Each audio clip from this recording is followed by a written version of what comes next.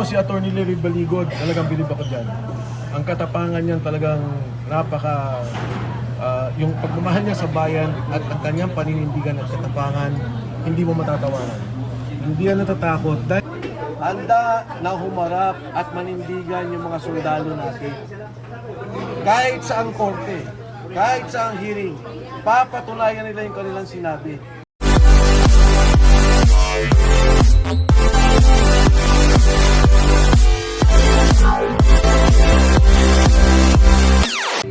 Kumusta naman po si Atty. Lery Baligod po after ng pinapadisbar po siya ng Bucor ni Katapang.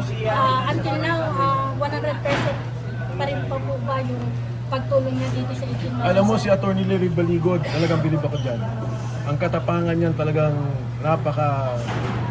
yung pagmamahal niya sa bayan at ang kanyang paninindigan at katapangan, hindi mo matatawanan. Hindi yan natatakot dahil pag nag-uusap na kami, sinasabi niya ito na siguro yung magagawa ko para sa aking mga anak. Ito na yung paninindigan para ayusin natin yung ating bansa. Kaya siya rin mismo, sinasabi niya doon sa mga sundalo at mga marino, wala tayong iwanan hanggang uli. Alam niya na makakasuhan siya. Alam niya na sinusundan siya. Alam niya yung mga telepono namin minomonitor. Nasasayangan ako. Imbis na yung magnanakaw, ang imbestigahan nila. Imbis na yung magnanakaw, yung kanilang i-operate, gamitin ang pera ng gobyerno, hanapin yung pondo. Kami na nagsasalita, kami na tumutulong sa mga nagsasalita ng katotohanan, ang ginigipit ng gobyerno. Nakakalungkot. Sa personal, sir, ano naman po, kamusta naman po si Madam na misis Yung asawa ko. Yung asawa ko, kinasuhan din nila. Hindi. May sabpina. May sabpina. Hindi natin alam, baka kasuhan, pero siyempre, nakakalungkot din dahil nadadama yung ibang tao. Nagkataon nga kasi yung sasakyan nasa pangalan niya at siyempre pagka yung mga sundalo kumikilos, wala akong problema na tumulong kung kailangan ng sasakyan. Pero yan yung nangyayari, di ba? Imbis sana yung NBI, ang tiningnan nila, alam mo tinitingnan ng NBI ngayon, kung sino daw ang nasa likod. Kung sino daw ang, ano ba daw yan, politika ba yan? Ito na nga mga tao nagsabi, may pera silang binubuhat. Ito na, pera ng bayan na nga. Sila na nga nagsasabi, bilyon-bilyon, 3 beses ang linggo. Bakit hindi yun ang imbestigahan? Yung asawa ko, yan, pupunta. Hindi ba sapat yung nakita nila na may mga litrato? At ang mga taong to, ang nagbitbit ng bag. Kung sinasabi nila si Saldico, ang mastermind, kung sinasabi na si Saldico ang nagnakaw, ito yung mga tao na nagbitbit ng maleta, nagbigay ng envelope, nagbigay ng mga paper bag ng pera. Ngayon, ginigipit nila. Ngayon, kay Kong Lai na Dilima, tinanong ko yan, personal. Sabi ko, nakita niyo ba? Oo. Dahil pagpasok daw, may dala sila nagdadala ng envelope, pagkatapos daw ng makita nila, dala-dala na yung envelope. Sila din yung ilang beses yun, ha? Sila din yung nagbigay kay Father Pabina, Flavi, pagka nakipag-meet. So, itong mga to hindi na kwento. Sila mismo nagbitbit ng mga maleta. Sila mismo yung nagbitbit ng pera. Kaya ako, hindi ako natatakot dyan. Wala akong natatakot dyan. Pero kinakalungkot ko lang. Di ba dapat ang tingnan natin at tingnan ng gobyerno, ang tingnan nila, saan ba napupunta yung mga nakaw na pera? Sino ba ang nagnakaw? Paano ba ginagawang modus operandi? Ilan ba yung diniliver ninyo? Ang sabi ng mga sundalo 3 beses isang linggo ang delivery. Pinakamababa, 500 milyon. O ilan yun? Halos 3 taon sila nagde-deliver. Ngayon lang daw nila nakita yung ganitong klaseng pera. Sistematiko na pagnanakaw sa pondo natin. Pera ninyo, buwis natin. Yan ang nangyari sa ating gobyerno. Kaya dapat ang Pilipino, tayong lahat, talagang dapat ipagdiinan natin, malaman ang katotohanan. Wala naman tayong hinihingi eh. Wala naman tayong pinagbibintakan eh. Kailangan natin malaman yung katotohanan. Sir, bali, si Katapang, di ko alam kung si General Katapang ba yun, lahat ba na 18 Marines kinasuhan at kasama rin po ba kayo doon? Hindi ko na alam eh. Kaya nga kanina kung namin kausap yung mga abogado, ang dami naming kaso, lalo si Atty. Baligod, na talagang napakatapang na abogado yan na tumindig. Alam niya, buhay ang nakatapat dito. Yung 18 Marines, ganun din. Alam nila, buhay ang nakatapat dito. Kung ano man yung kwento nila, sa bawat pangyayari, sigurado ko, 1,000%. Bakit? Kasi kung minsan nakipagkwentuhan ako sa kanila, paano nyo yung nakita yung ganito? May mga congressmen, mga kaibigan ko, senador, tumatawag sa akin.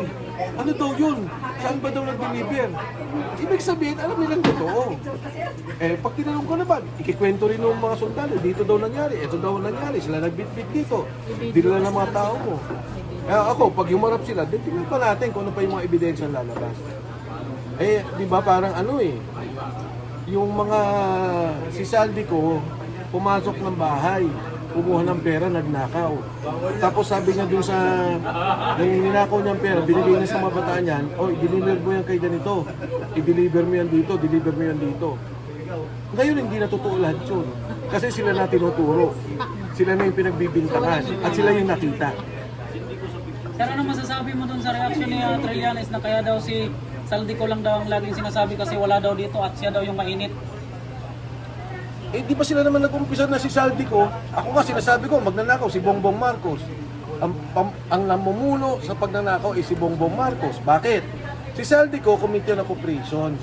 Sila yung namumuno sa Kongreso para sa budget ng gobyerno. Ang immediate boss niya, si Speaker Martin Romualdez. Hindi ka magiging chairman ng Committee on Appropriations kung hindi ka pinili ng presidente. Correct. Ngayon, ang presidente nagbibigay ng budget sa Kongreso. Sabi niya, ito na yung gusto kong magawa. Mga proyektong kong gusto kong magawa. Aakyat ngayon yun sa Kongreso, aakyat sa Senado, pipirmahan ng Pangulo. Pagkatapos pirmahan ng Pangulo yun, pag lumalabas na yung budget, pinipirmahan na naman nila yun. Magkano kailangan? Magkano kailangan? Puro nga yung unprogrammed allocation. Tingnan nyo yung nangyari, isang kwentong mabilis. Yung subway natin, dapat para na tayong Hong Kong at Japan. Tapos ng 2020, anong ginawa nila? Dahil sa pondo ng gobyerno, hindi mo pwedeng taasan o babaan. Hindi nililipat nila yung pondo doon sa unprogrammed allocation. Yung unprogrammed allocation, nilagay nila flood control. Ano nangyari ngayon? Imbis na sa 2028, magkaroon tayo ng subway, delayed na ng 2032. Yung mga taga-probinsya, Panay Guimaras Road, kasama po dyan. Bataan Cavite Connecting Road, kasama po dyan. Yung North Rail, papunta ng Clark, pabalik na Maynila, kasama dyan. Yung South Rail, papunta ng Bicol, kasama po dyan. Yung pong Laguna Lake na road network, kasama po dyan. Lahat yan delay. Magkano babayaran natin na penalty dahil hindi natin lagyan ng pondo? Penalty lang ito. 400 bilyon. Sino magbabayad? Kayo. Yan ang nangyari sa pondo natin. Kaya huwag sasabihin nila na si Saldico lang. Dahil yan si Speaker Martin Romualdez kasama at si Pangulong Bongbong Marcos. Kung ikaw pa presidente ng kumpanya, yung finance mo lulukoy ng budget, hindi mo malalaman? Alam mo. Dahil ikaw nag-approve ng budget eh. Ikaw nag-release ng budget eh. Kaya yan ang nangyari sa bansa natin. Ngayon lang ako nakakita na ganitong klase ng sistematikong korupsyon sa ating bansa. Si Presidente, siguro akala niya nung magsalita siya, hindi makakalkal itong mga nangyayari. Kaya nung magsalita siya, maya naman kayo. Sabi niya ganon, imbestigahan. O ano nangyari ngayon? Tuloy ba ang investigasyon? Wala. May nangyari ba sa Blue Ribbon? Wala. Meron ba nangyari dun sa tinayo niyang mismong opisina sa ilalim niya? Ang ICI, may nangyari ba? O, yung Independent Commission for Infrastructure, talagang independent na lang kasi isang tao na lang ang naiwan. At walang naipakulong. O, pangatlo, sa Kongreso, doon nakita yung investigasyon, sinong unang huminto? Kongreso, sila. So, ito nga yung sinasabi, nung magsalita siya, nagbigla siya siguro, alam niyo yung Cebu. Hindi natin akalain na ang Cebu pala, kasi sa flood control problem, ang Cebu hindi naman nasa mga pangunahing problema. May isip pa natin na babagyo sa Cebu? Na biglang bumagyo, biglang grabe yung baha, nakita ng mga tao, ang laki pala ng pondo ng flood control na hindi gumana sa Cebu. Kaya itong mga sinasabi ni Auntie Claire, hindi ko na alam kung ano mga sinasabi niya. Parang kailangan kay Auntie Claire, puro Duterte na lang ang inatake. Correct. Wala na siyang ibang sinasabi.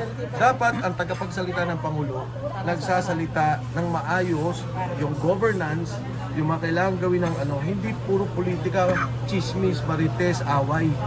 Diba? Okay, may mga atake sa Pangulo. Sinasabi natin may atake sa Pangulo. Kailangan ba siya sumagot? Diba? Kung ang atake kunyari ngayon ng 18 minutes, nag-deliver daw sila.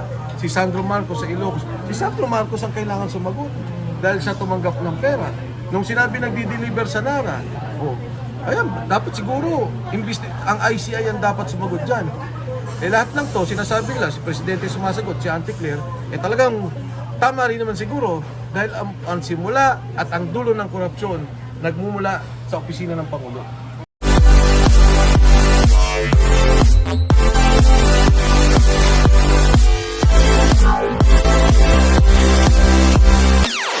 Pero meron pa rin akong komunikasyon. Hindi ko siya direktang kausap. Nung magsalita si Saldico at sinabing totoo lahat ng sinasabi ni Gutesa, totally nawala na. At may prueba ako na ikinulong nila. May prueba ako na illegally detained na si Gutesa. At papatunayan ko yan sa tamang panahon. Nung nakita ko yun, sabi ko hindi na ako papayag na mangyari to dito sa mga marino at mga sundalo. Kasi itong mga taong to, ang pinaka hindi kumita sa korupsyon na nangyari sa ating bansa. Walang pera to, hindi to DPWH contractor, hindi sila DPWH, hindi sila congressman, hindi sila senador, hindi sila kabinete. Ang trabaho lang nila, swelduhan sila, taga-deliver ng pera. Kaya ako, tumutulong ako hanggat kaya ko. Sa mga nakikinig at nanonood po, kung gusto niyo pong tulungan, ayusin po namin kung paano niyo sila matutulungan. Dahil sa ngayon, nagtatago sila. Dahil grabe yung operasyon na ginagawa nung nagpunta kami noon sa Valle Verde. Diba? Ngayon nga, sana gusto din lang pumunta dito. Pero alam nila na sinusundan sila parati. Kaya ito ho yung hindi ko papayagan na ang mga taong ito at ang kanilang pamilya ay mapahamak dahil sa pagsasabi ng katotohanan. Ay mapahamak dahil isinisiwalat nila yung korupsyon sa ating bansa. Mapapahamak dahil ang gusto lang naman nila ay magkaroon ng magandang kinabukasan ang kanilang mga anak. Diyan, hindi ako papayag. Tutulong ako at lahat ng pwedeng tumulong, hihimukin ko para alalayan sila.